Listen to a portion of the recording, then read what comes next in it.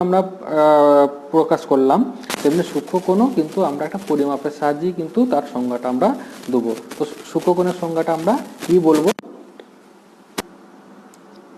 দেখো বন্ধুরা, আমরা সূক্ষ্মকোণের সংজ্ঞাটা কিন্তু আমরা পাশে লিখে নিয়েছি। কি লিখেছি?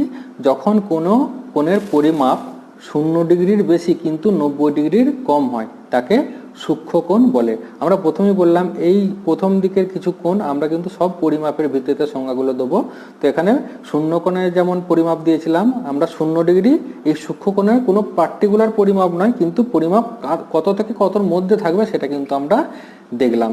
সূক্ষ্মকোণ কত থেকে কতর মধ্যে থাকে? 0 ডিগ্রির বেশি হবে, মানে 0 থেকে শুরু হবে কিন্তু 90 ডিগ্রির কম হবে।